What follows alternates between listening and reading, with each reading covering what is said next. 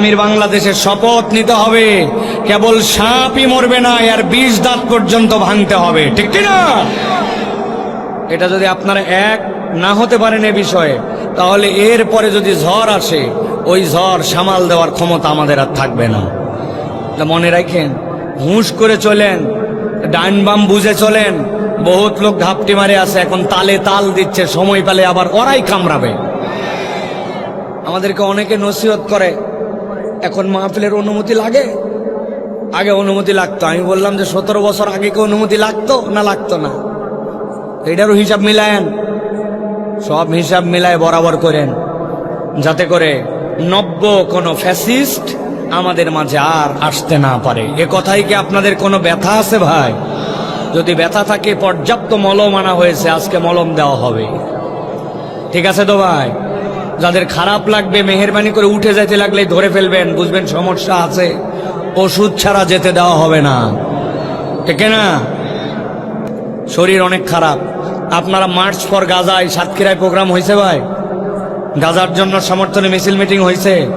বাংলাদেশের ইতিহাসের সবচেয়ে বড় আয়োজন দেখেছিলেন আপনারা, মিডিয়ায় পেয়েছেন আপনারা।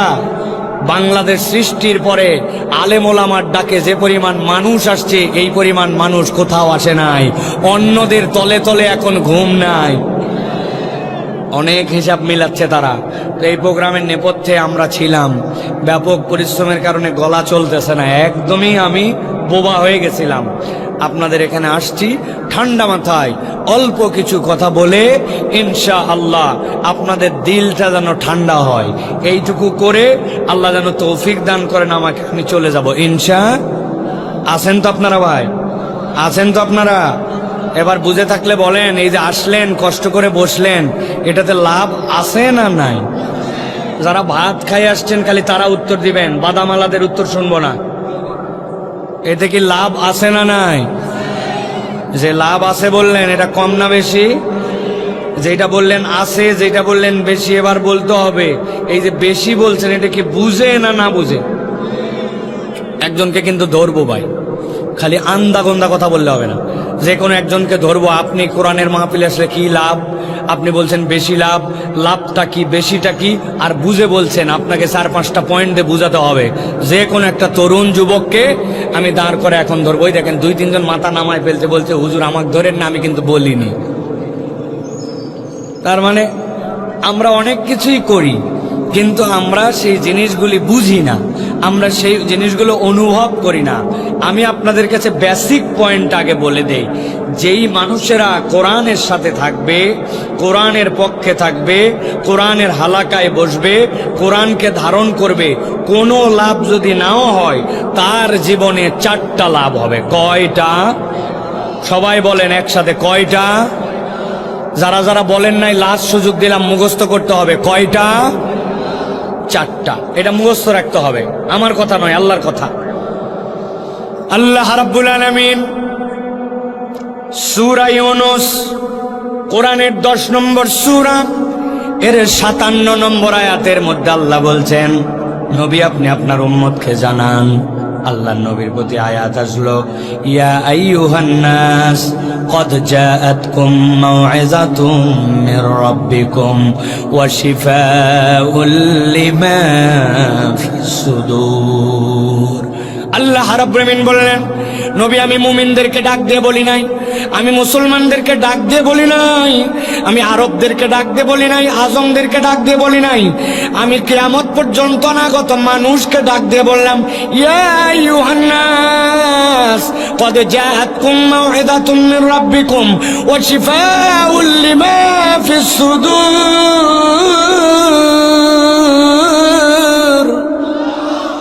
ও আমার হাবিব, আপনার কাছে আমি জানায় রাখলাম, কিয়ামত পর্যন্ত যত মানুষ আসবে, আমি আল্লাহ বললাম, কদ জাআতকুম, তোমাদের কাছে এসেছে, মাউইযাতুম মির রাব্বিকুম, আল্লাহর পক্ষ থেকে একটা মাউইযা। মাউইযা মানে উপদেশ, মাউইযা মানে আল্লাহর পক্ষ থেকে পরামর্শ, মাউইযা মানে আল্লাহর পক্ষ থেকে ওয়াজ। আমি আমার ভাষায় বোঝানোর জন্য বলি, সারা জীবন মাথার মধ্যে গেঁথে রাখবেন। মাউইযা মানে আল্লাহর পক্ষ থেকে কিয়ামত পর্যন্ত বান্দার জন্য প্রেসক্রিপশন।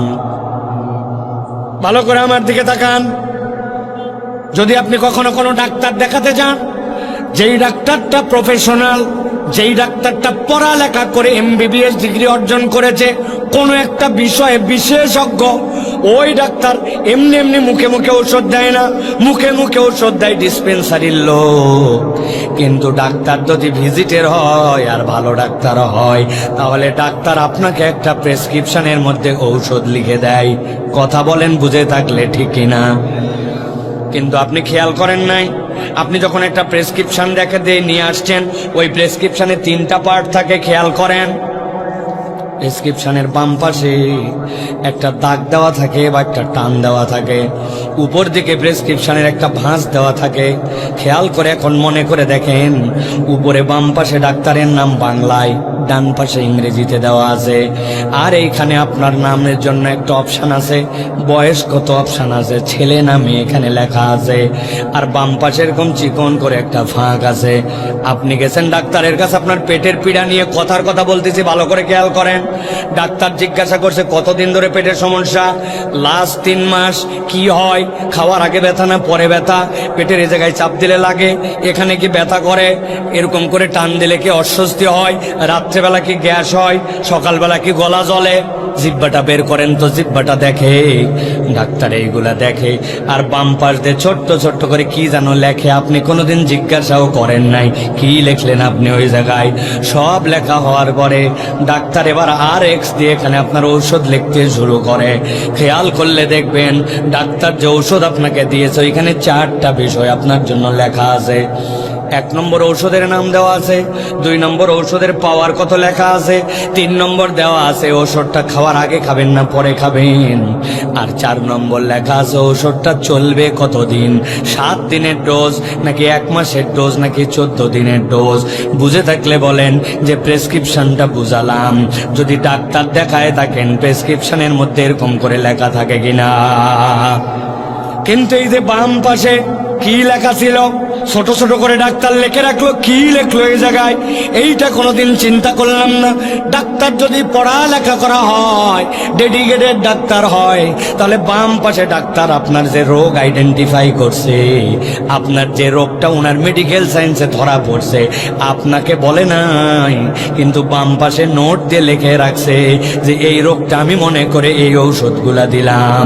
এটা যদি ডাক্তার রেজিস্টার হয়, তার জন্য এই পদ্ধতিতে প্রেসক্রিপশন করে দেওয়ার দায়িত্ব আমার। আল্লাহ রাব্বুল আলামিন বলছেন, ইয়া আইয়ুহান নাস ক্বাদ জাআতকুম মাউইযাতুম মির রাব্বিকুম ওয়া শিফাউল লিমা ফিস সুদুরি ওয়া হুদান ওয়া রাহমাতুল লিল মুমিনিন।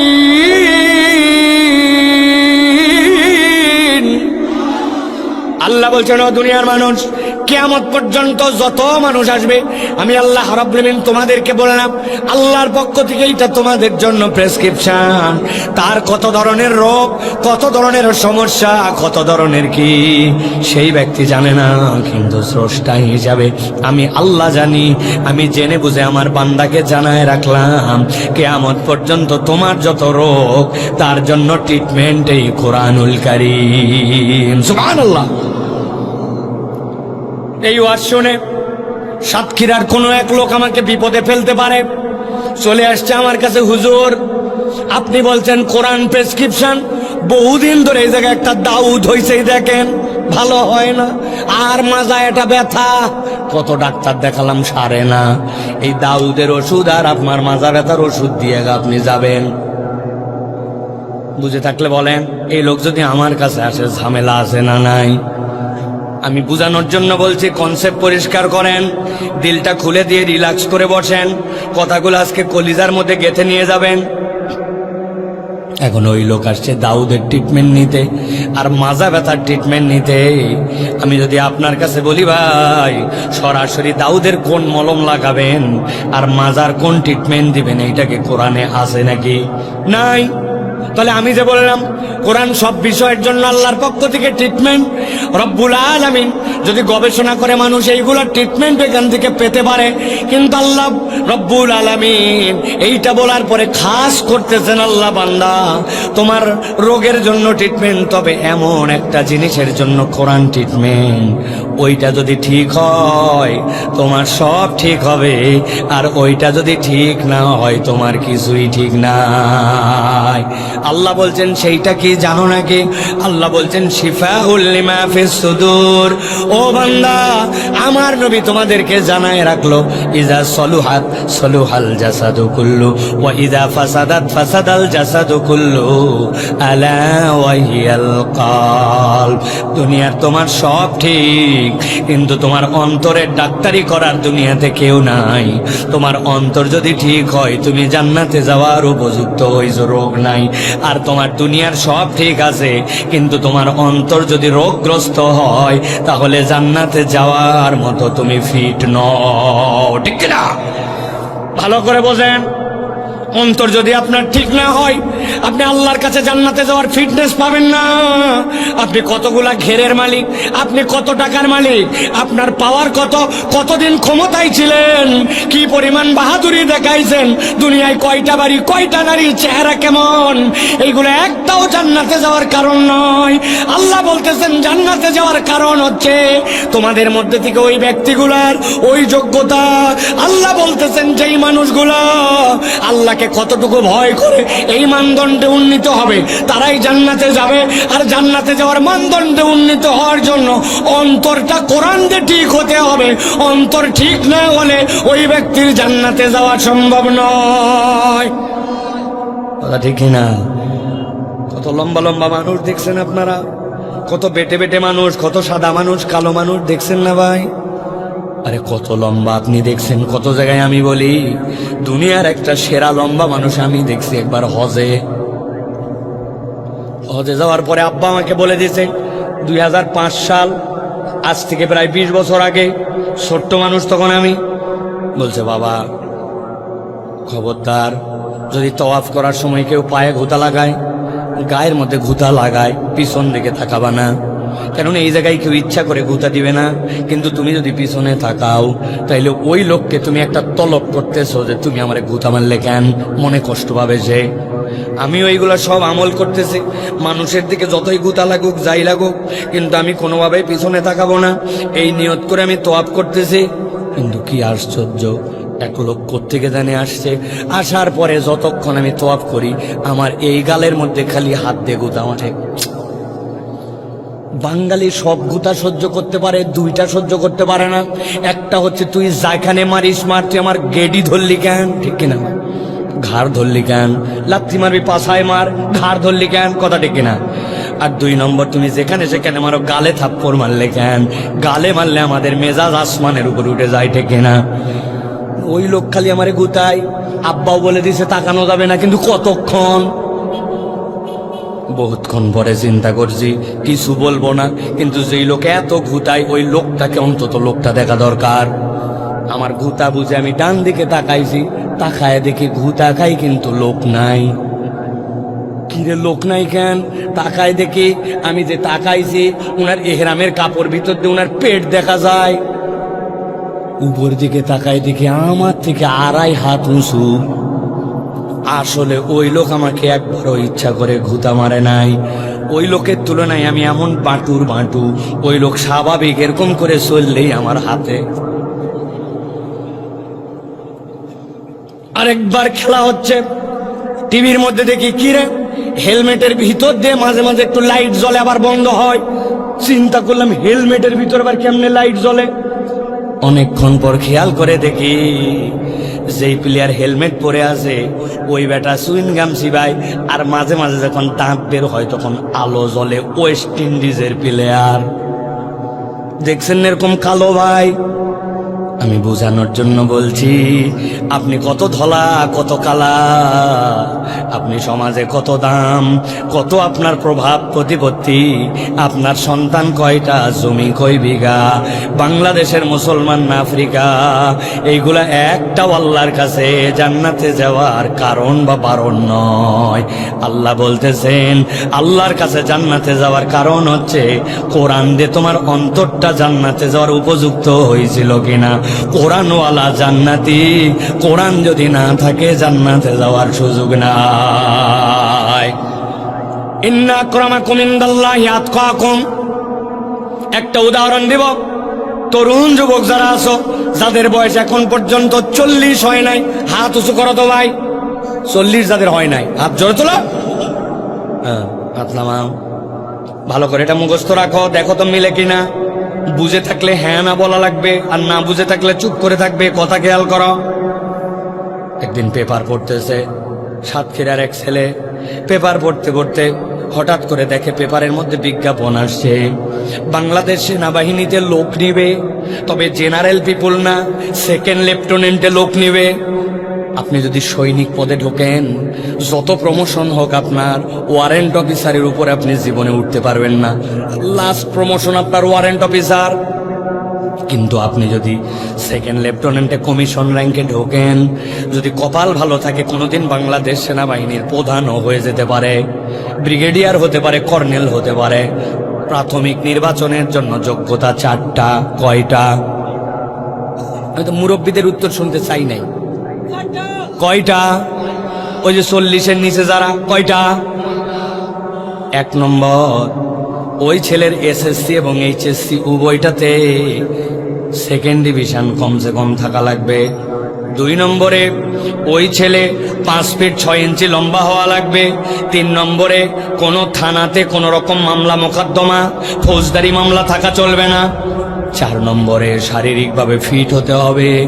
আপনার ঘলঘলিয়ার এক ছেলে পেপারে দেখে লাভ দিয়ে উঠছে, আলহামদুলিল্লাহ। বলে কি রে, সেকেন্ড ডিভিশন উভয়টাই আমার, 2টাতে গোল্ডেন এ প্লাস। বলছে 5 ফিট 6 ইঞ্চি, মরদ 6 ফিট লম্বা। হ্যাঁ, থানা মামলা আমার বাপ দাদা 14 গোষ্ঠীর নামে কোনো মামলা নাই। 6 ফিট লম্বা, কিরকম ফিটনেস তাহলে, দেখতে শুনতে সুন্দর। ওই ছেলে প্রাথমিকভাবে আবেদন জমা দিয়ে দিয়েছে।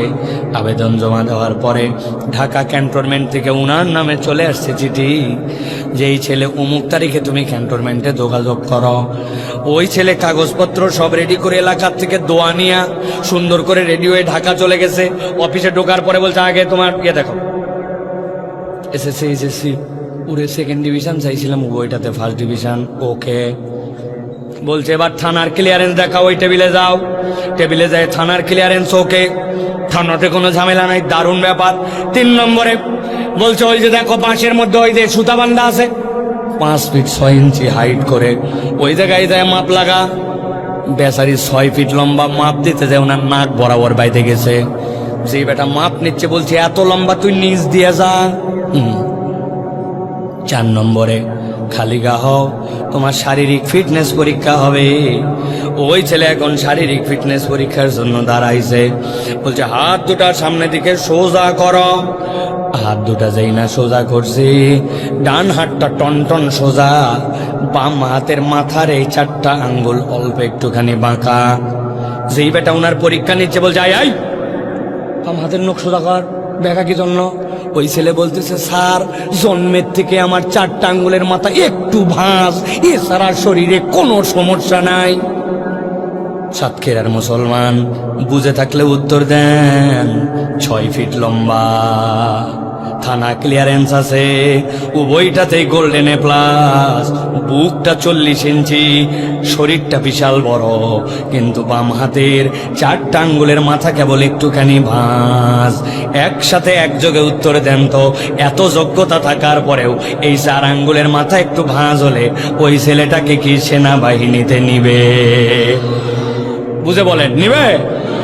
আমার আল্লাহ রাব্বুল আলামিন বলছেন, গভীর মনোযোগ, এমনি এমনি উদাহরণ দেই নাই। আল্লাহ বলছেন, ইয়া আইয়ুহান নাস, قد جاءتكم موعظة من ربكم وشفاء لما في الصدور وهدى ورحمة للمؤمنين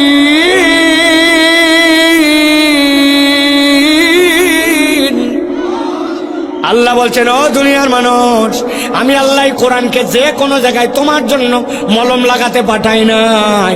বান্দা, তোমার অন্তর যদি দিনের দিকে মাইল না হয়, অন্তর যদি কোরআনওয়ালা না হয়, অন্তর যদি ইসলামের পক্ষে না হয়, ইসলামের আইনের পক্ষে না হয়, আল্লাহর দ্বীনের পক্ষে না হয়, তুমি যেই রকমই হও না কেন, হয়তো রাত্রেবেলা ঘোষণা দিবে 70 রাকাত তাহাজ্জুদ পড়ি, ফজরের নামাজের পরে যাই নামাজ নিয়ে দৌড়াদৌড়ি করি, কিন্তু ইসলামের পক্ষের লোকদেরকে ফাঁসি দিতে আবার তার হাত কাঁপবে না। রাগ হচ্ছেন আপনারা? ভালো করে বোঝেন। আল্লাহ এই জন্য বলছেন, তোমার অন্তরটা পরিবর্তন হতে হবে কোরআন দিয়ে, ওই ইসলাম দিয়ে, ওই ইসলামের নূর দিয়ে তোমার অন্তরটাকে জান্নাতে যাওয়ার সার্টিফিকেট নিতে হবে। তাহলে 1 নম্বর প্রেসক্রিপশন, 2 নম্বর অন্তরের ডাক্তারি, 3 নম্বর আল্লাহ বলছেন হুদা। এই কোরআনটা হচ্ছে তোমার জন্য পথ প্রদর্শন, তোমার জন্য গাইডেন্স, তোমার জন্য আলো। ও যুবক যারা বাইক চালাও, ভালো করে খেয়াল করো। রাত্রেবেলা সাতক্ষীরা মহাসড়কের মধ্যে উঠছো, কিছু দূর যাওয়ার পরে দেখছে 3 কোণা একটা সাইনবোর্ড, লেখা আছে সামনে স্পিড ব্রেকার, আস্তে চলেন। দেখছেন এরকম সাইনবোর্ড? দেখেছেন কখনো এরকম করে তীর চিহ্ন দেওয়া আছে, 10টা লাগানো আছে, রাস্তা বাম থেকে ডানের দিকে গেছে। দিনের বেলা কিচ্ছুই দেখা যায় না, সামনে মসজিদ, সামনে বাজার, সামনে স্কুল, সামনে সরু সেতু, এইগুলা চিহ্ন দেওয়া থাকে। রাত্রেবেলা আপনার হেডলাইটের আলোটা ওর মধ্যে পড়া মাত্র জল জল করে ওইটা জ্বলে ওঠে। ব্রিজের পাশ দিয়ে সুন্দর করে এরকম দেওয়া আছে পিলার, পিলারটা দিনের বেলা স্বাভাবিক, রাত্রেবেলা দেখবেন পিলারের গায়ের মধ্যে আলো পড়া মাত্র লাল হলুদ জ্বলে ওঠে। দেখছেন আপনারা? ভালো করে বোঝেন। আল্লাহ বলছেন এই কোরআন হচ্ছে তোমার জন্য হুদা। বান্দা, একবার যদি অন্তরে তুমি ইনস্টল করে নাও, একবার যদি অন্তরে তুমি ঢুকায় নাও, কোরআনকে যদি ধারণ করে নাও, কোরআনের পক্ষে থাকো, তুমি বুঝবা না কোরআন আমাকে কি উপহার দিচ্ছে। মাহফিলে আছে বসে আছে, মনে হচ্ছে জানা কথাই তো শুনতেছি, কত আর শুনলাম, কি লাভ হচ্ছে আপনি বুঝতেছেন না। কোরআনের মেডিসিন আপনার অন্তরের মধ্যে যাচ্ছে, এইটার একটা নূর আছে, এটার একটা পাওয়ার আছে। আল্লাহ বলছেন আমি গ্যারেন্টার হলাম এটা তোমার জন্য হুদা। যেখানে তোমার জ্বলে উঠতে হবে কোরআন, সেই জায়গায় তোমার জন্য জ্বলে উঠবে। এই চোখ কোথায় যে থেমে যাবে, কোরআন আপনাকে গাইড করায় দিবে। অন্তরে যদি কোরআন থাকে, না আমি এই মেয়ের দিকে তাকাতে পারি না, কান আপনার জন্য গাইড করবে এই কোরআন। না তুমি এটা লাগওয়াল হাদিস, এই গান তুমি শুনতে পারো না, তোমার যৌন উত্তেজনা থাকবে, কিন্তু এটা কোথায় তুমি ইমপ্লিমেন্টেশন করবে, কোরআন তোমাকে থামাই দিবে। না না, এই পর্যন্ত তুমি যেতে পারো না। বিচারকের হাত বলে দিবে এই চোর চুরি করছে, তার জন্য কি শাস্তি হবে, আমি অন্য কোনো শাস্তি দিতে পারি না। কোরআন আমার জন্য আলো হয়ে জ্বলে উঠেছে। আল্লাহ বলছেন আমি গ্যারেন্টার হলাম, কোরআন যাদের জন্য প্রেসক্রিপশন, যাদের জন্য অন্তরের ডাক্তারি, তাদের জন্য এই কোরআন কিয়ামত পর্যন্ত আলোর পথ প্রদর্শন। সুবহানাল্লাহ। কিন্তু আমরা এটা গ্রহণ করি নাই, আমরা এটা অনুভব করি নাই। আল্লাহ 4 নম্বরে বলছেন ও রাহমাতুল লিল মুমিনিন। ও দুনিয়ার মানুষ জেনে রাখো, এই কোরআন তোমার জন্য রহমত। এই যে এখানে এসে বসে গেছি, সময়টুকুকে ওয়াকফ করতেছি, রাত গভীর হয়ে গেছে।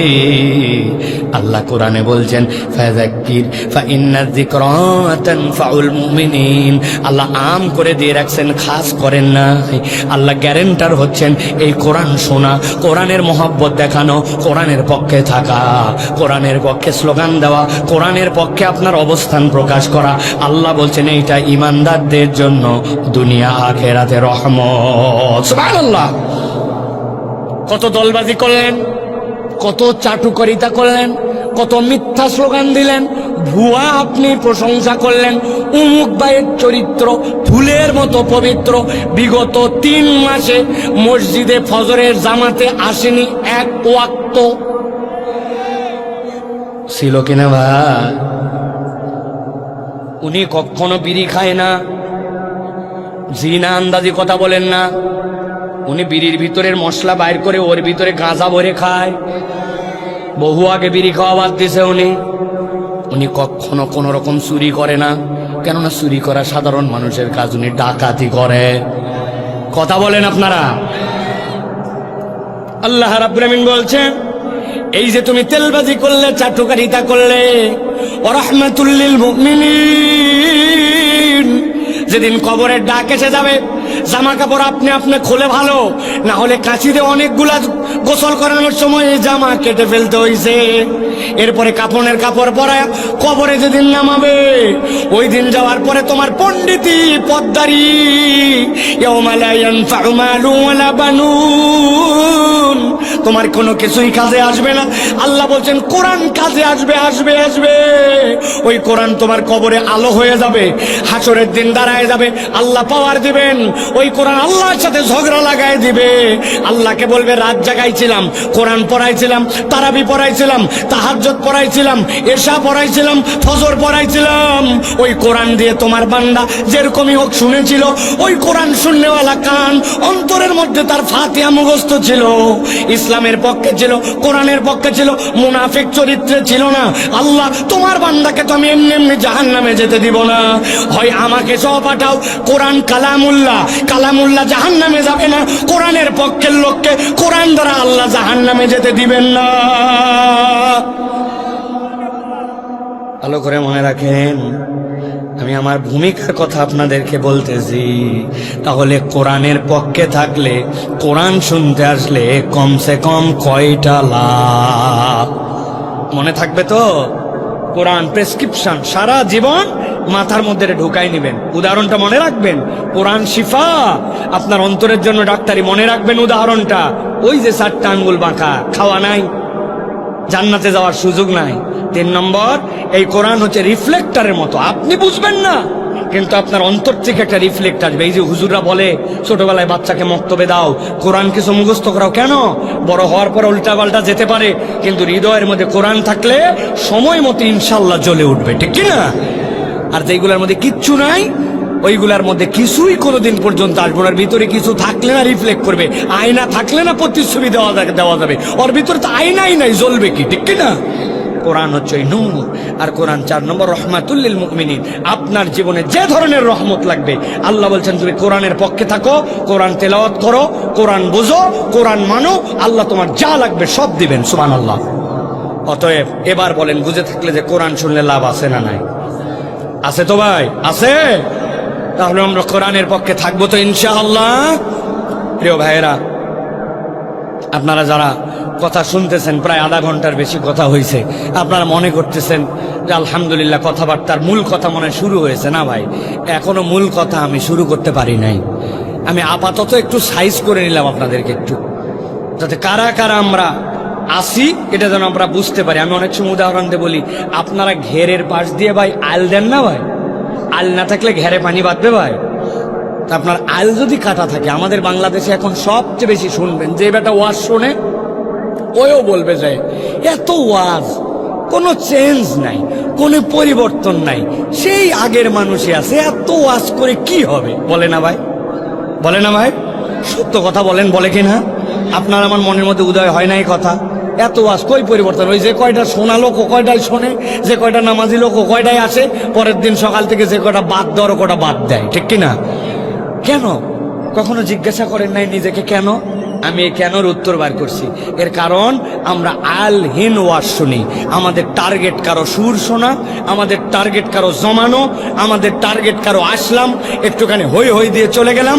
আমার কোনো আল নাই ওয়াজের, আগাও নাই গোড়াও নাই। কালকে যাই বলবে বক্তা আনছিল একটা বক্তা আমাদের তাফসিরে, ফাটাফাটি। একজন জিজ্ঞাসা করছো কি ফাটালো? বলছে তা বলতে পারবো না, কিন্তু ফাটাছে। তো কি ফাটালেন আপনি? এই যে ফাটায় গেলেন আপনি, হুদা মিশা স্লোগান দিয়ে চলে গেলেন। কোনো একটা আমল, কোনো একটা বেসিক, কোনো একটা পরিবর্তন, লক্ষ্য নাই, টার্গেট নাই, নিয়ত নাই। কোন নিয়তে বসলেন? নিয়ত শুদ্ধ করেন। আমি কেবল কেবল এমনি বসি নাই, আল্লাহ আমার নিজের জীবনে ইসলাহ হওয়ার জন্য, আল্লাহ একটা আমল যা হবে ওইটা গ্রহণ করার জন্য, আল্লাহ তোমার কোরআনকে ইজ্জত দেওয়ার জন্য বসছি। আপনার এই নিয়তের কারণে যতক্ষণ বসে থাকবেন, ডান কাদের ফেরেশতা লিখতেই থাকবে যে এই বান্দা ইবাদত করতেছে, ইবাদত করতেছে, ইবাদত করতেছে। সুবহানাল্লাহ। তাছাড়া খালি আশা হবে আর বসা হবে। নিয়ত ঠিক করেন, এখন থেকে যে মাহফিলে আসবেন এই নিয়ত করে বসবেন, আল্লাহ এই কথাগুলি কেবল নিরেট শোনার জন্য নয়, শুনবো, নিজের ইসলাহ করব, আমল করব, আর তোমার কোরআনকে ইজ্জত দেওয়ার জন্য কোরআনের কথা শুনতে বসেছি। আল্লাহ তুমি কবুল করে নিয়ত করে দেখেন, আল্লাহ যদি বাঁচায় রাখে, হাসরের পরে জান্নাতে যদি আপনার সাথে আমার দেখা হয়, ওই দিন আল্লাহ যদি চাই তো মনে করায় যদি আল্লাহ দেয়, তাহলে দেখবেন এই বসার এইটুক সময় আপনার আমার আমল নামায় কি পরিমাণ ইবাদত লেখা হয়েছে। আমার কথা নয়, নবীজি সাল্লাল্লাহু আলাইহি সাল্লাম বলছেন কিয়ামতের দিন জান্নাতে যাওয়ার পরে এক শ্রেণীর লোকের সাথে জান্নাতের ভিতর আরেক শ্রেণীর দেখা হবে। ওই জান্নাতীরা বলবে, ভাই তোকে তো চিন্তাম, এত বেশি আমল নাই, কিন্তু তুই জান্নাতের এত টপে চলে গেলি, আর আমিও জান্নাতে কিন্তু আমি তো নিচে। মানে ব্যাপারটা বোঝেন, একজন বাথরুম বানাইছে নর্মাল সিমেন্ট দিয়া, আরেকজন বানাইছে মনে করেন ইটালিয়ান টাইলস দিয়ে, দুটাই বাথরুম কিন্তু দুটা কি এক? একজনের ফ্ল্যাট 750 স্কোয়ার ফিট, আরেকজনেরটা 7,500 ফিট, দুইটা কি এক? সাতক্ষীরার অজপাড়াগায় একটা বাড়ি 5,000 ফিট, আরেকটা গুলশানে ঢাকায় বাড়ি 5,000 ফিট, দুটাই এক? দুটাই বাড়ি, দুটাই বাথরুম, দুটাই অবস্থান। জান্নাতে ঢোকার পরও গ্রেড থাকবে। বলবে এত উপরে উঠলি? ওই জান্নাতি বলবে, ভাই আমি জানি না কেন আমার এই অবস্থান, তবে আমার আমল নামায় দেখেছি আমি কোরআনুল কারীমের মাজলিসে, আল্লাহর রাসূলের জিকিরের মাজলিসে আমি বসেছিলাম। ওই বসার সময়ের বিনিময়ে ইবাদত গ্রহণ করে আল্লাহ জান্নাতে আমার মর্যাদা বাড়ায় দিয়েছে। এটাই মাহফিলে বসে থাকার জন্য আমি আপনাকে পাম পড়তে দিচ্ছি না প্রিয় ভাইয়েরা।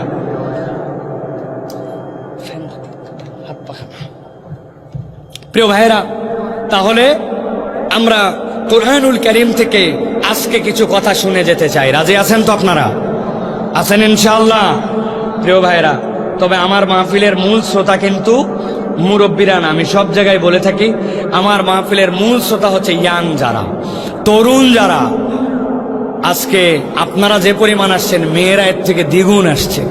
তা মেয়েদের জন্য কিছু কথা বলতে হবে ইনশাআল্লাহ। তা আপনারা আসেন ইনশাআল্লাহ? কারা কারা আছেন একটু দেখি, 2 হাত উঁচু করেন। সবাই হাত উঁচু করবেন না, আগে হাত নামান, হাত নামান। যাদের হাতে কোনো ভেজাল নাই, ঝামেলা নাই, গিরিজ মোবাইলের কোনো টেনশন নাই, হাত আল্লাহর দেওয়া, মোবাইল আল্লাহর দেওয়া, গিরিজগুলো আল্লাহর দেওয়া, এরকম হিম্মত যাদের আছে তারা হাত দুটা টান টান করে সোজা করেন। হ্যাঁ, শক্ত করেন, শক্ত। আরেকবার কষ্ট দিব, হাত নামান। এবার হাত খালি তুলবো না, এবার ডানে বামে একটু তাকায়েও দেখবো আল্লাহর কোন বান্দাগুলা হাত তুলতে পারে নাই। আমরা একটু দেখে নিব জাস্ট, খালি একদম আস্তে দিবেন, একদম স্লো। রেডি সবাই? তরুণরা, যুবকরা, ডানে বামে, দাঁড়ানো বসা, সবাই রেডি তো ভাই? আপনাদের হাত তোলা মানে এরকম জানি না হয়, এরকম এরকম এরকম এরকম। একটু দূর থেকে, আরো দূর থেকে, আরো দূর থেকে দেন, আরো দূর থেকে, আস্তে করে আসুক। বাস, রেডি সবাই আপনারা? আরো দূরে দেন। হ্যাঁ বাস, থ্যাংক ইউ, সুন্দর।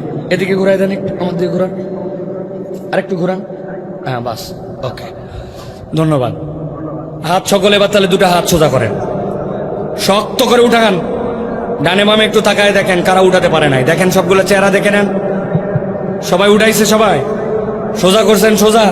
এবার একটু পিছন দিকে টানা দেন, পিছনে, জোরে জোরে, পেছনে। হ্যাঁ, এবার একটু সামনে দেন। সবাই শক্ত করেন, সোজা করেন। এবার মাশাআল্লাহ। ওই যে মোটরসাইকেলের উপর বসে আছে সাদা গেঞ্জি, কি ভাই আপনি আমাদের সাথে না? এখনো হাত তোলে নাই। ওই যে কি মনে করতেছেন বোধহয় দেখতে পাই না। হাত সোজা করেন।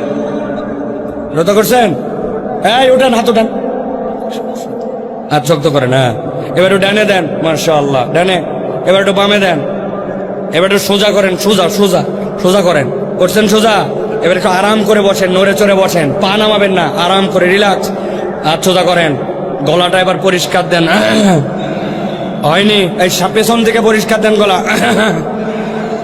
শক্ত করেন, শক্ত করে। এবার একটু নড়াচড়া দেন, জোরে জোরে, জোরে নড়ান।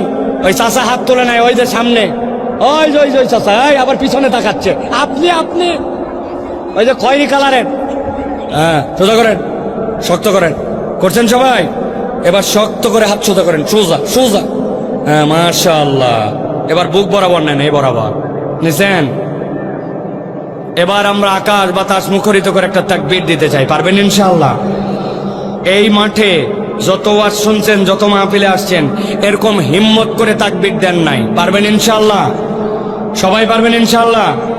মুরব্বীরা পারবেন? বাবারা, যুবকেরা পারবেন ইনশাআল্লাহ? দেখে আমি যখন বলবো লিল্লাহে তাকবীর, একসাথে সমস্বরে কণ্ঠ ছেড়ে দিয়ে বলতে হবে আল্লাহু আকবার, হাত দুটো উপর দিকে ছুঁড়ে দিতে হবে। পারবেন ইনশাআল্লাহ? ওই যারা দাঁড়ায় আছেন আপনারা কি আমাদের সাথে না আপনার আলাদা? সাথে তো? তাহলে রেডি হন সবাই। রেডি সবাই? বুক বরাবর আছে? দেখি এবার ইনশাআল্লাহ আমি বলবো লিল্লাহে তাকবীর, আপনারা আল্লাহু আকবার। পারবেন ইনশাআল্লাহ? গলা থাকলেই কি গেলেই কি? আমার না প্রত্যেকদিন ওয়াজ আছে, আপনার তো প্রত্যেকদিন ওয়াজ নাই।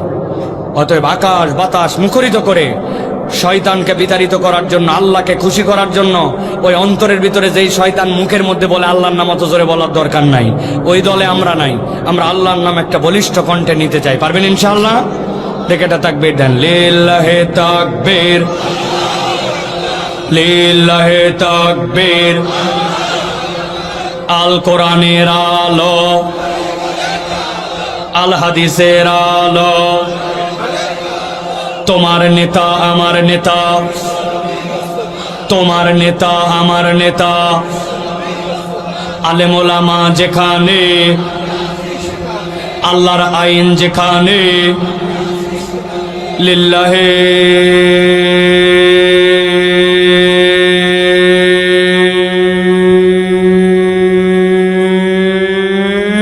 তাকবীর। আলহামদুলিল্লাহ। হাত নামান। শয়তান আছে? আছে? আল্লাহু আকবারের পক্ষে কখনো শয়তান থাকতে পারে না, ঠিক কি না? শয়তান আল্লাহু আকবার পছন্দ করে না। এই জন্য মানবরূপী যে সকল দল আর যে সকল ব্যক্তি আছে, ওরাও দেখবেন আল্লাহু আকবারের স্লোগান দিতে পারে না, পছন্দ করে না। আমরা দ্ব্যর্থহীন কণ্ঠে ঘোষণা করে জানাতে চাই, আগামীর বাংলাদেশ ইনশাআল্লাহ ইসলামের বাংলাদেশ, আগামীর বাংলাদেশ আলেম ওলামার বাংলাদেশ, আগামীর বাংলাদেশ আল্লাহর পক্ষের লোকের বাংলাদেশ, আগামীর বাংলাদেশ বৈষম্যহীন বাংলাদেশ, আগামীর বাংলাদেশ ইন্ডিয়ার আধিপত্যবাদের বিপক্ষে থাপ্পড় লাগানোর বাংলাদেশ। ওই বাংলাদেশে আল্লাহু আকবারের পক্ষে যারা, তাদের পক্ষে আমরা, আল্লাহু আকবারের পক্ষে যদি না থাকো তাদের পক্ষে আমরা নাই, ঠিক কিনা? রাজি তো? মুরব্বীরা ঠিক বলছে নাকি? এই ঠিকের কোনো খাওয়া নাই। 50 বছর এনারা ঠিক বলছে, মিশাই ঠিক। সময় মতো খালি এক কাপ সার, এক বিড়ি দিলে ইমান বিক্রি করে ফেলে। মুরব্বীদের আর হবে না, ইয়াংদেরকে এখন আগায় আসতে হবে, ঠিক কিনা? মুরব্বীদেরকে আমরা সম্মান করব, শ্রদ্ধা করব, পরামর্শ নেব, মতামত নেব, ধাক্কায়া সামনে নিব, কিন্তু মুরব্বীদেরকে আর ধাক্কা দিতে দিব না। রেডি তো আপনারা ইনশাআল্লাহ? আগামীর বাংলাদেশ আমাদেরকে গড়তে হবে ইনশাআল্লাহ।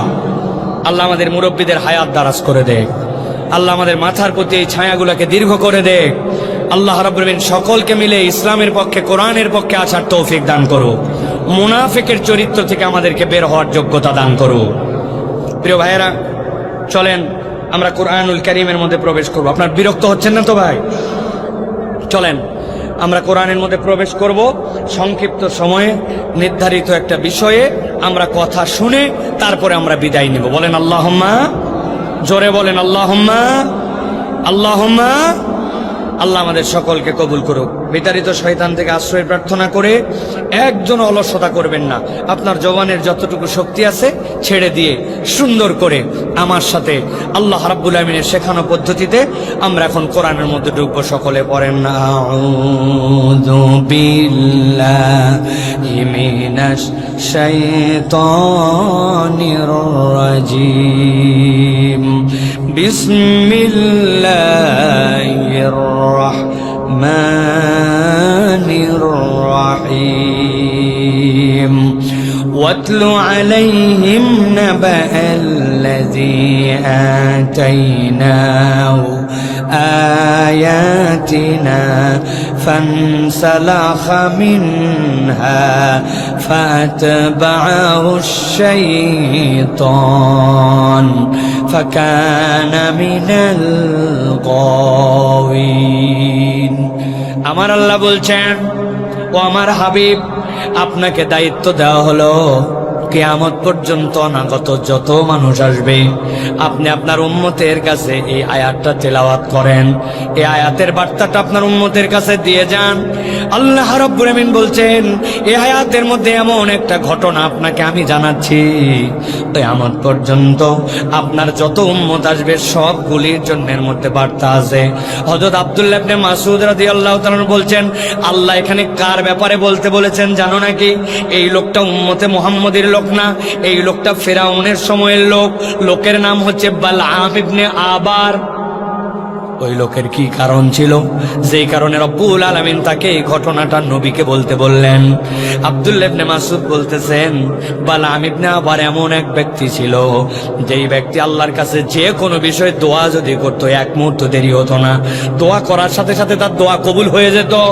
একদিন ফিরআউনের সব লোকজন আসলো, আসার পরে বলল, বালআম তোমার কাছে একটা দোয়ার প্রস্তাব নিয়ে আসছি, এই দোয়াটা তুমি করে দাও যেন কবুল হয়ে যায়। জিজ্ঞাসা করলো, কি দোয়া? বলল, আমাদের সমাজে এমন একজন লোক আসছে, যেই লোকটা ফিতনাবাজ, যেই লোকটা সমাজের মধ্যে বিভক্তি ছড়াচ্ছে, ফিরআউনের বিপক্ষে অবস্থান নিয়ে সমাজে আরেকটা দল বানাচ্ছে, ওই লোকটার বিপক্ষে তুমি বদদোয়া করো। বালআম জিজ্ঞাসা করলো লোকটার নাম কি? বলছে লোকটার নাম হচ্ছে মূসা। সাথে সাথে বালআম বলল, তার ব্যাপারে তো আমিও কিছু পজিটিভ কথা শুনেছি। কি কথা শুনেছ? বলে, আমি শুনেছি যখন সে হাতটা তার ডান বাম বগলের নিচে নেয়, নেওয়ার পরে যেই না বের করে, সাথে সাথে তার হাত দিয়ে এমন একটা আলো বের হয়, সূর্যের মতো পাওয়ার, কিন্তু তার হাত পুড়ে যায় না। আবার হাতটা নিয়ে যেই না বগলের নিচে রাখে, সাথে সাথে আলো বন্ধ হয়ে যায়। আরো শুনেছি তার মাঠের মধ্যে অনেকগুলা মেষ চড়ায়, কয়েকশো মেষ। ওই মেষের ধর্ম হচ্ছে মাঝে মাঝে দু একটা এদিক ওদিক পালের থেকে বের হয়ে যায়, কিন্তু ওই মূসার হাতের মধ্যে একটা লাঠি থাকে, মাঠের মধ্যে গুজাই দিয়ে সে ঘুমায় যায়। ওই ব্যক্তির আর কোনো খবর নাই, মেষ সেখানে তার মতো করে খাবার খায়। কোনো মেষ যদি বেরিয়ে যায়, লাঠি একাই জীবন্ত হয়ে যায়, এরপরে পিটায়া ওই মেষকে লাইন মতো নিয়ে এসে আবার জায়গা মতো দাঁড়ায় যায়। যদি জাদুকর হইতো, জাদুকর ঘুমায় গেলে তার জাদু কাজ করে না, কিন্তু এই লোকের তো জাদুকর হওয়ার সম্ভাবনা নাই, কারণ ঘুমানোর পরেও তার অনেক কিছু চলতে থাকে। লোকজন বলল, তুমি এই জন্য কি তার জন্য বদদোয়া করবা না? তোমার কাছে ওয়াজ শোনার জন্য আসছি নাকি মিয়া? তোমার কাছে আসছি আমরা তার নামে বদদোয়া করার জন্য। আর জেনে রাখো, কেবলমাত্র আমাদের স্বার্থে আসি নাই, তোমার স্বার্থেও আসছি। বালআম তুমি যদি আল্লাহর কাছে দোয়া করো কবুল হয়, এই জন্যই তোমার কাছে আসে, হাদিয়া তোহফা দেয়। এখন যদি তুমি মনে করো এই দোয়া না করে সেও যদি এই সমাজের মধ্যে প্রতিষ্ঠিত হয়, তোমার কাছে মানুষ আসবে না, তোমাকে আর পীর সাহেব মানবে না, তোমার আর এই বড়ত্ব আর থাকবে না। অতএব তোমার ভালোর জন্য হলেও বদদোয়া করো তার জন্য। আল্লাহ কোরআনে বলছেন, গভীর মনোযোগ খেয়াল করেন, আল্লাযী আতাইনাহু, আল্লাযী যাকে, আতাইনা আমি আল্লাহ দিয়েছিলাম, হু তাকে, আয়াতিনা আমার স্পষ্ট নিদর্শন। এমন নয় যে অস্পষ্ট, সে আল্লাহর বিধান জেনে ফেলেছিল, আল্লাহর পক্ষ থেকে কোনটা সত্য এটা চিনে ফেলেছিল, কিন্তু আল্লাহ বললেন সে আল্লাহর বিধান চেনার পরেও জানার পরেও অপরাধ একটা করলো, ফানসালাখা মিনহা, জেনে বুঝেও আল্লাহর আয়াত থেকে মুখ ফিরাই নিল, সত্য চিনলো, হক জানলো, কোনটা সত্য তার সামনে স্পষ্ট, কিন্তু তারপরেও কেবল নিজের স্বার্থে আল্লাহর বিধান থেকে মুখ ফিরাই নিল। এটা ছিল তার 1 নম্বর অপরাধ। সাতক্ষীরার মুসলমান জিজ্ঞাসা করব, এরকম সমাজে আপনার আমার মুসলমান আছে কিনা? সত্য জানার পরেও, হক জানার পরেও, আল্লাহর ফরজ বিধান জানার পরেও সে নিজের খেয়াল খুশিতে জানার পরেও সত্য মানে না, সত্য অস্বীকার করে অন্যদিকে চলে, এরকম মুসলমান নামদারি আছে কিনা? বুঝে বলবেন আছে কিনা? দেখেন তো, আমি একটা মানুষকে চিনায় দেই, আপনারা চিনতে পারেন কিনা? ঈদের মধ্যে 27 তারিখ ঢাকার থেকে সাতক্ষীরা আসবে, বাসের মধ্যে জায়গা নাই, কোন রকম একটা বাসের ভিতরে ঢুকছে, সিট নাই, দাঁড়ানোর মতো জায়গা নাই, রড ধরে ধরে ঝুলতেছে আর দাঁড়ায় আছে। ঈদের আগে বাসের মধ্যে এরকম ভিড় হয় কিনা ভাই? কিন্তু বাড়িতে আসাই লাগবে। ওর উঠছে, উঠার পরে হ্যান্ডেল ধরে দাঁড়ায় আছে, ডানে ঘুরতে পারে না, বামে ঘুরতে পারে না, পা ফাটে যাচ্ছে, অবস্থা খারাপ, কিন্তু তারপরেও আসা লাগবে। বাসে যে উঠতে পারছে এই তো বেশি। হঠাৎ করে বাস যখন গাবতলী পার করে সাভারে আসছে, মসজিদের মিনারা থেকে আযান শুনছে, হাইয়া আলাস সালাহ, হাইয়া আলাল ফালাহ,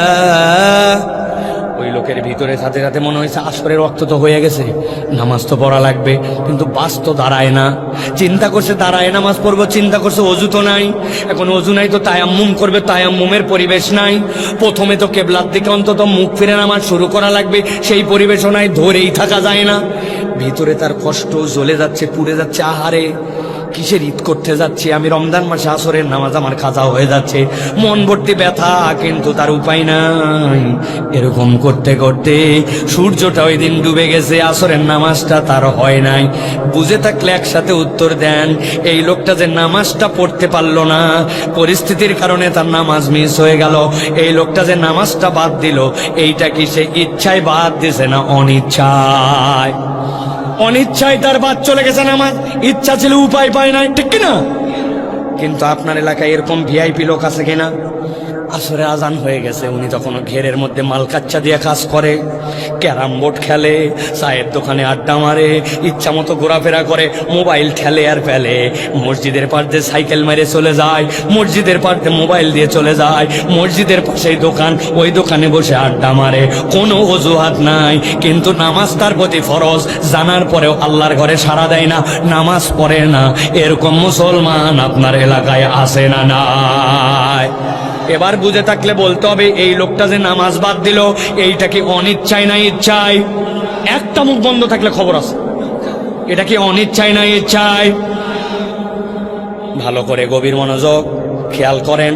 আল্লাহ বলছেন, নাবা আল্লাযী আতাইনাহু আয়াতিনা, আমি যাকে আয়াত দিয়েছিলাম, ফানসালাখা মিনহা, সে জানতো কোনটা সত্য, জানতো কি করা লাগবে, কিন্তু পণ্ডিতি করে নিজের বুদ্ধি খাটায়া ফানসালাখা মিনহা, সে সেখান থেকে মুখ ফিরায় নিছে। আল্লাহ বলছেন এটা দোষ নম্বর 1। যেই না কেউ আল্লাহর বিধান মেনে না মেনে জেনে বুঝে মুখ ফিরায় নেবে, আল্লাহ বলছেন সাথে সাথে সে একটা 2 নম্বর দোষের মধ্যে নিমজ্জিত হবে। আল্লাহ কোরআনে বলছেন, নবী জানান, ফাআতবাহু শাইতান ফাকানা মিনাল গাওয়িন, যেই ব্যক্তি আল্লাহর বিধান জেনে বুঝে মুখ ফিরায় নেবে, হককে গুরুত্ব দিবে না, আল্লাহর বিধান হক জানার পরেও তার পক্ষ অবলম্বন করবে না, দুনিয়ার স্বার্থে ব্যক্তির স্বার্থে নানান অজুহাত দিয়ে মুখ ফিরায় নেবে, আল্লাহ বলছেন ফাআতবাহু, সাথে সাথে তাকে অনুসরণ করবে, আর শয়তানু, শয়তান, ফাকানা মিনাল গাওয়িন, আল্লাহ বলছেন শয়তান যখন তার পিছে লেগে যাবে, আমি আল্লাহ নিশ্চিত করে বলে দিলাম সে নিশ্চিত পথভ্রষ্ট হয়ে যাবে। কথা বোঝা বাকি আছে এই জায়গায়, এই জন্য আপনারা ঠিকটা বুঝে বলতে পারেন নাই। মাঝে মাঝে আমরা আমাদের বাচ্চাদেরকে বকা দেই, আপনাদের সাতক্ষীরায় দেয় কিনা খেয়াল করেন তো। এই বাচ্চাই, খবরদার শয়তানি করবি না, এই বাদরামি করতেছিস কেন, এই ফাউল কাজ শয়তানি কাজ করিস কেন, এরকম মাঝে মাঝে বলেন কিনা? এটার মানে কি? এইটার মানে ওই বাচ্চাকে, ওই ছেলেকে যেই কাজ করতে নিষেধ করতেছেন, আপনি জানেন ওইটা শয়তানি কাজ, ওইটা করলে শয়তানকে অনুসরণ করা হবে, শয়তানের কথা শোনা হবে, ঠিক না?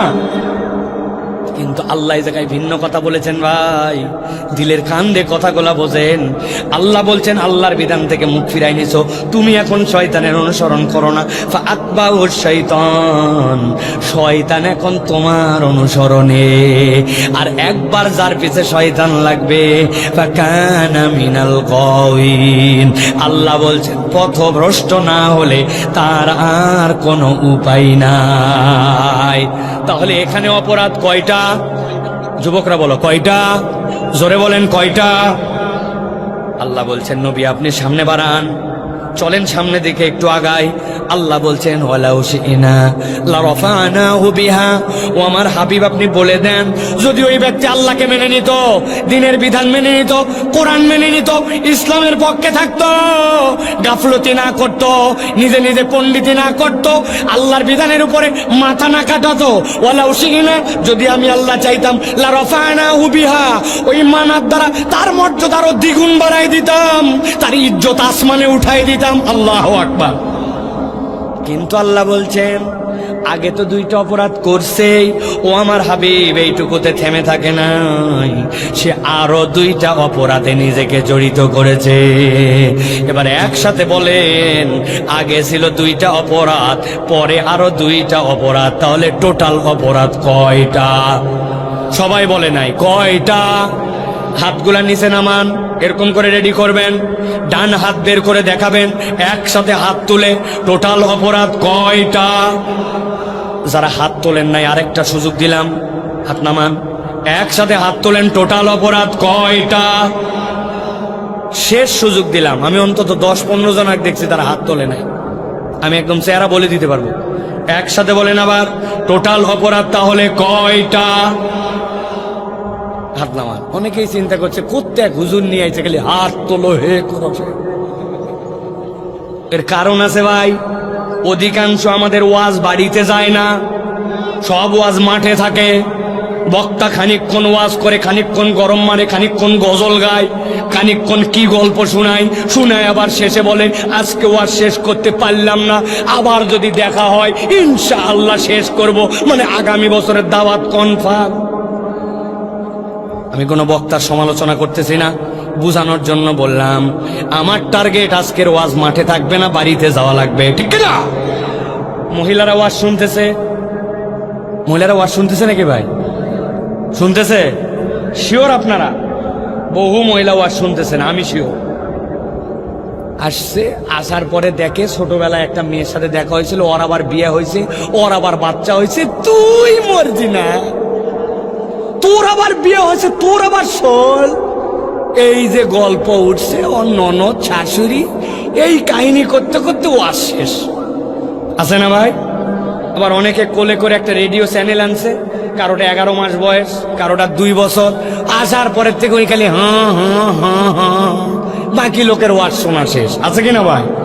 মহিলারা আসে অনেক আবেগ নিয়ে, কিন্তু ওয়াজটা মন দিয়ে শোনে না, বাড়িতেও নিয়ে যায় না, ঠিক কিনা? মা বোনদেরকে আমরা দেখতে পাচ্ছি না, কিন্তু আল্লাহ আপনাদেরকে দেখতে পাচ্তেছে। এই ওয়াজের মধ্যে নারী পুরুষ সবাই আছে।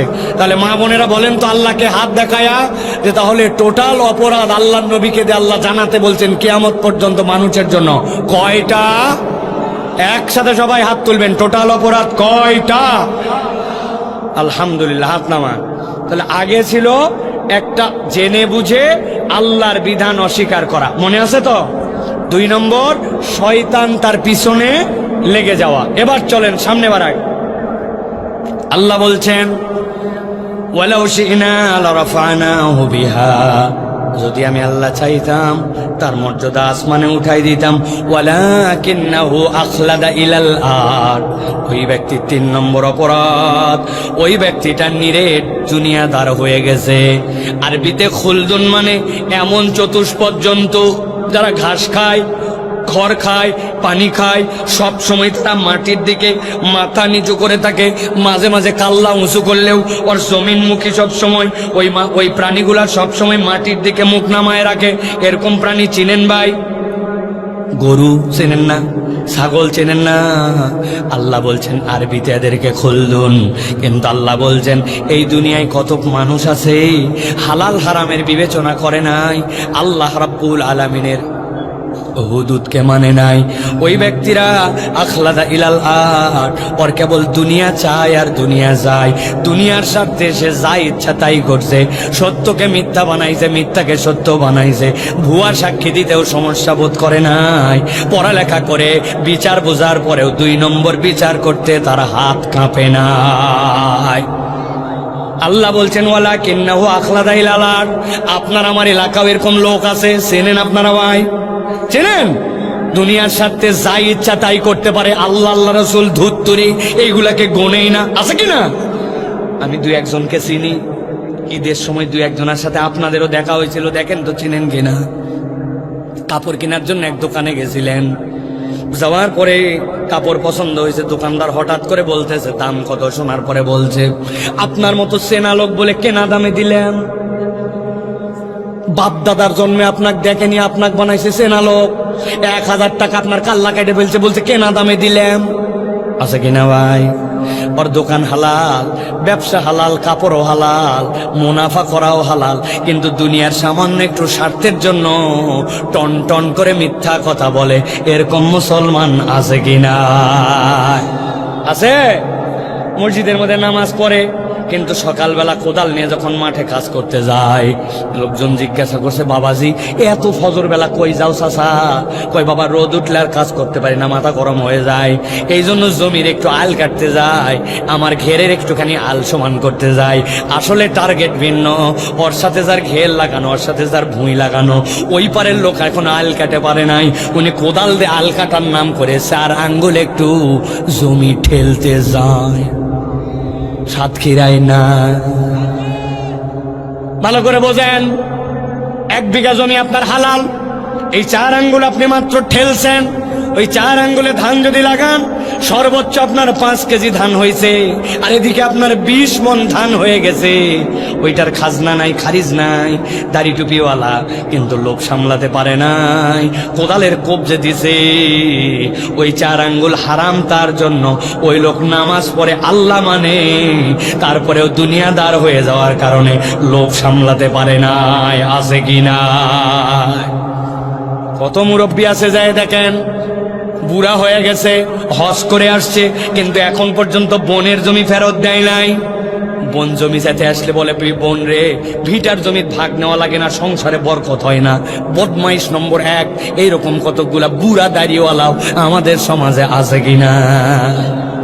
বোনকে ঘুরায়, এখন পর্যন্ত জমি দেয় না, অথচ হজ করা শেষ।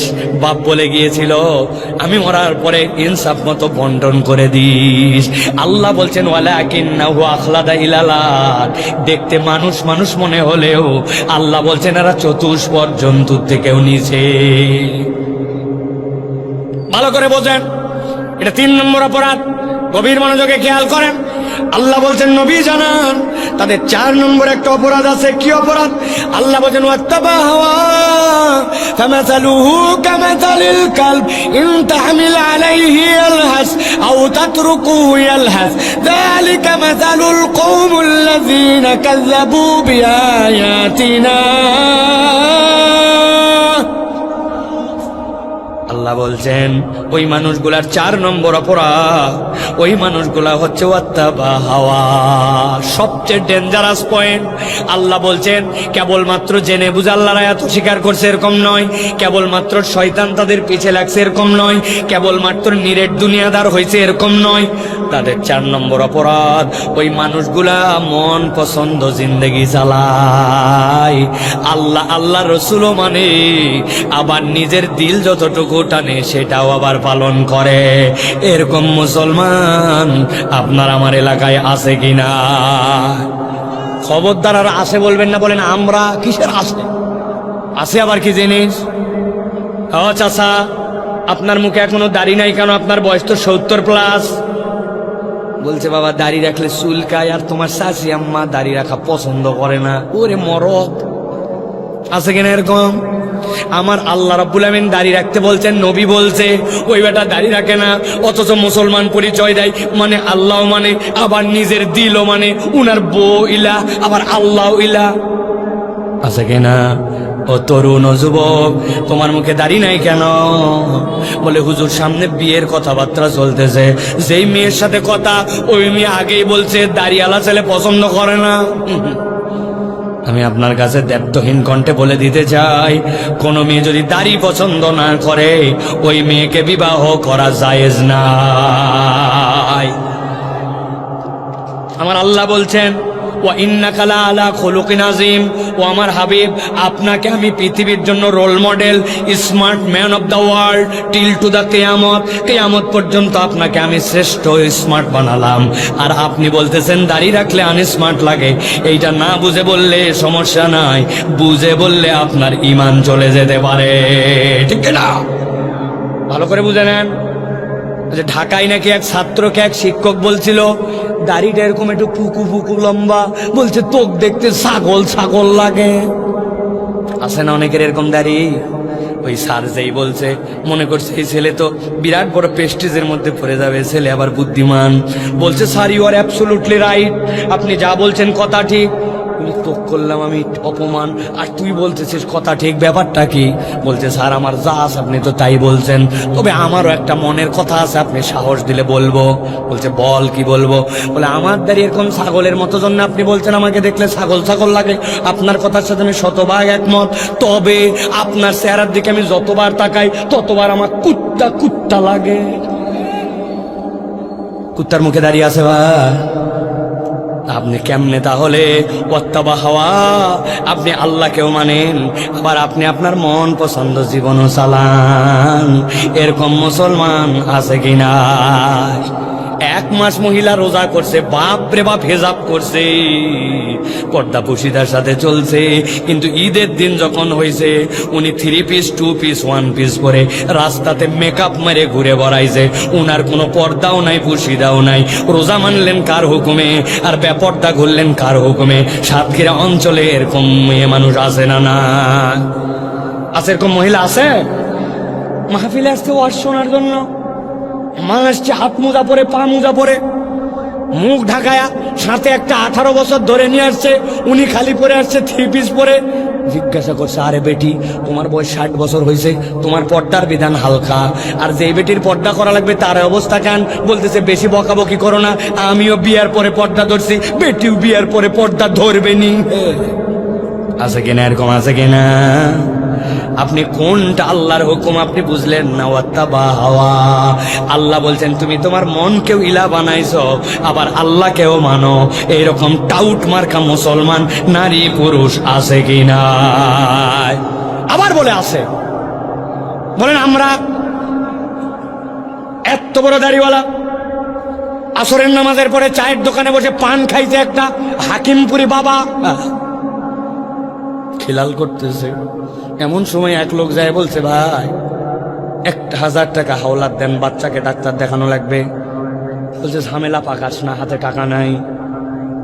বলছে আমি যে কত বড় বিপদে আপনি জানেন না, বাচ্চার ট্রিটমেন্টের জন্য 1000 টাকা দেন হাওলাত।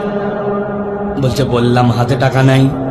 ওই ছেলে বলছে চাচা আমি না বুঝে আপনার কাছে আসি নাই বাবারে, জেনে বুঝে আপনার কাছে আসছি। আজকে বুধবার 1000 টাকা দেন, আল্লাহ মাসালা আগামী রবিবার 1250 টাকা নগদ ক্যাশ রিটার্ন। মুরব্বী বলতেছে বেকুব কোথাকার, মানুষের হাতের টাকা থাকে নাকি? বাড়ির চল। বাড়িতে নিয়ে চলে গেছে।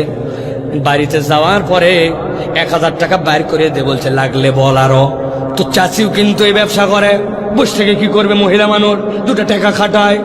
তবে যা করবি তাড়াতাড়ি কর। ছোট দিনের বেলা মাগরিবের আজান হয়ে গেছে, আমি জামাতে নামাজ ধরবো। আসরের নামাজ পড়ে আসি, দাদনে টাকা লাগায়, সুদে টাকা খাটায়া, আবার মাগরিবের নামাজ জামাতে ধরতে চায়। এরকম কতগুলা দাড়ি টুপিওয়ালা জুনা বুড়া মুনাফিক মুসলমান আছে কিনা? কথা বলতে হবে, আছে কিনা? আমার আল্লাহ রাব্বুল আমিন বলছেন ওয়াত্তাবা হাওয়া, ওই মানুষ খারাপ, ওই নামাজের ইসলাম কার্ডটা মানলো আর ওই সুদ খাওয়ার ইসলাম কার্ডটা মানলো, ও তার মন পছন্দ জিন্দগি চালায়, ঠিক না? হাজার ওয়াজ করেন, নামাজের ওয়াজ কোনো সমস্যা নাই, রোজার ওয়াজ সমস্যা নাই, কিন্তু যদি বলেন দেশের টাকা বিদেশে যারা পাচার করলো, বাংলাদেশ ব্যাংকে হাওয়া করে দিল, রাস্তাঘাট খাইয়ে ফেললো, এই চোরগুলার বিচার কোরআনের আইন দে হোক, হাত কাটার বিচার কোরআনের আইন দে হোক, মহিলাদেরকে অপমান করলে তার বিচারটা কোরআনের আইন দে হোক, সাথে সাথে বলবে এতক্ষণ ওয়াজ লাইন মতো ছিল, এখন তো দেখি বক্তার দলীয়। আছে কিনা? দল খুঁজে তখন আল্লাহর কথা বললেই আপনি বুঝেন, ভালো করে বোঝেন, আপনার অন্তর এখনো ঠিক হয় নাই। ওয়াত্তাবা হাওয়া, আপনি এখনো মন পছন্দ জিন্দেগি চালাচ্ছেন আর মনে করতেছেন আমার দাঁড়িয়ে, আমার টুপি, আমার নামাজ আমাকে সালসালায়া জান্নাতে নিয়ে যাবে।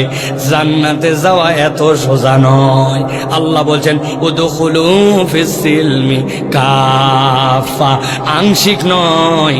আল্লাহর বিধান কতকটা মানবার কতকটা মানবা না, এই ভণ্ডামি টুপি দাড়ি দিয়া পার হবে না, ঠিক না? দরবেশের দাড়ি কি কালো ছিল না সাদা? ও বাবা চেনেই না দেখিলা কালো। চাষার পরে 57,000 কোটি টাকা এক লোক দেশ থেকে পার করে দিছে। কথা বলতে ভয় পা, আব্দুল্লাহ সাইফুল্লাহ আজকে 5 আগস্টের পরে এই কথা বলতেছে না, বিগত 12 বছর একইভাবে জুমার মঞ্চে বসে বসে এই কথা বলছে আল্লাহর জন্য। ভালো করে খেয়াল করেন, 4টা অপরাধ। গভীর মনোযোগ, কথা শেষ আমার, ঠান্ডা মাথায় ফিনিশিং। আল্লাহ রাব্বুল আলামিনের বিধান জেনে বুঝে অস্বীকার। 2 নম্বর শয়তান অনুগামী মিলান। 3 নম্বরে নিরেট দুনিয়াদার, দুনিয়ার জন্য যা ইচ্ছা তাই করতে পারে, হালাল হারাম মানে না, আল্লাহর হুকুমের তোয়াক্কা করে না। 4 নম্বরে ওয়াত্তাবা হাওয়া, মন পছন্দ জীবন চালায়, নামাজ রোজাও করে, মিথ্যা কথাও বলে, নামাজ রোজাও করে, বেপরদাও করে, নামাজ রোজাও করে, আবার আল্লাহর আইনের বিরোধিতাও করে। আল্লাহ বলছেন ওয়াত্তাবা হাওয়া। আল্লাহ বলছেন এই 4 অপরাধ যার মধ্যে আছে, নবী আপনি জানায় দেন আল্লাহর কাছে তার জন্য একটা উদাহরণ আছে। আল্লাহ বলছেন ফামাসালুহু কামাসালিল কালব ইন তাহমিল আলাইহি ইয়ালহাস আও তাতরুকুহু ইয়ালহাস যালিকা মাসালুল কওমিল্লাযীনা কাযযাবু বিআয়াতিনা। আল্লাহ বলছেন এই 4 অপরাধ যা আল্লাহর কাছে তার উদাহরণটা হচ্ছে কুকুরের মতো। কার মতো? ভালো করে বলেন, কার মতো? হয় নাই, একসাথে বলেন আমার মতো, কুত্তার মতো। এদগাম করে বলতে হবে, কুত্তার মতো। লাস্ট একটা সুযোগ দিব, যারা বলে নাই ছেলে মেয়ে সকলে বলেন তার উদাহরণ আল্লাহর কাছে কুকুরের মতো। কার মতো? কালকে এখানকার লোক যায় বলবে কি বক্তা আনছিল, কুত্তাও বলাইছে 5 বার।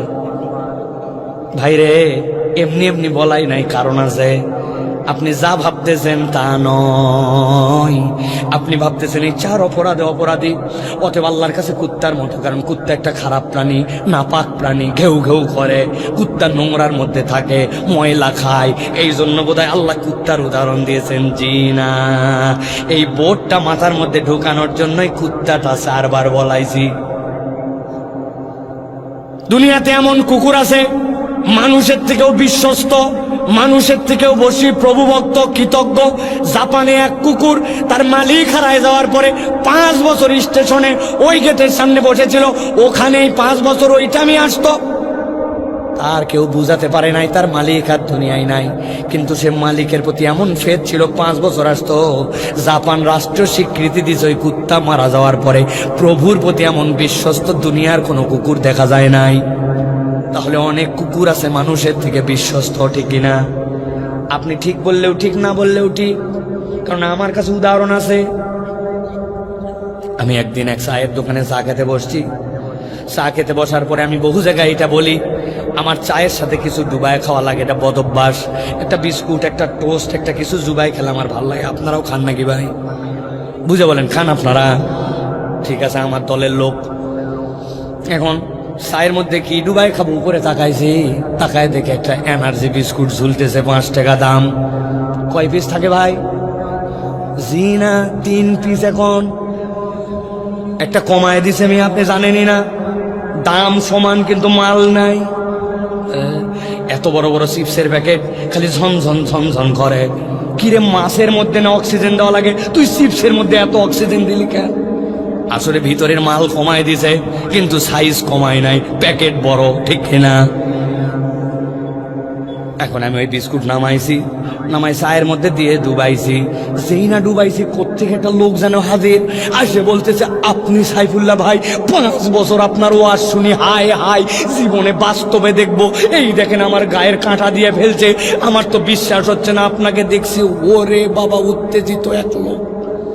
আমি বললাম মুরব্বী, আমি সেই সাইফুল্লাহ ভাই, আপনার পছন্দের মানুষ, কিন্তু এত কথা বললেন, এখনো যে সালাম দিলেন না। বলছে ওহ, ভুলে গেছি, আসসালামু আলাইকুম।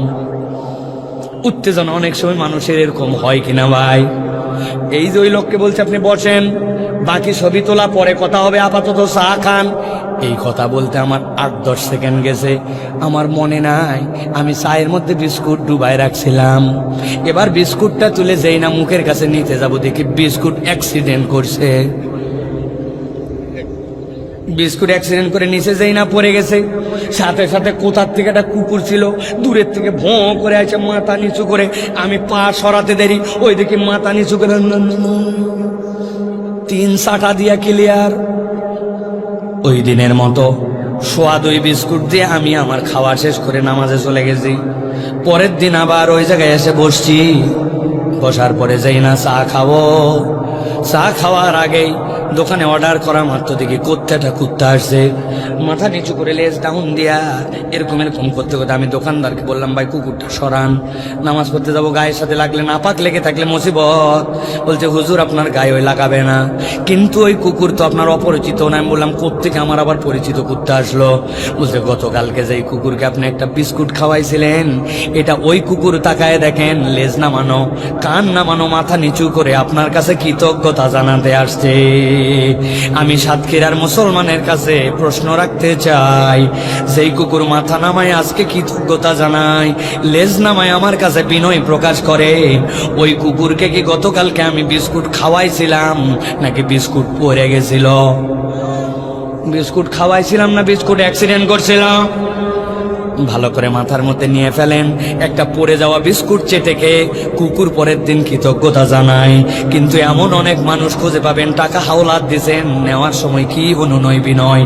এখন আপনার ফেরত নেওয়া দরকার, ওই লোকের আর পাত্তা নাই। আপনি তার বিপদের সময় আগায় গেছেন, এখন আপনার একটু কল্যাণ দরকার, এখন ওই লোক আপনাকে আর পাত্তা দেয় না।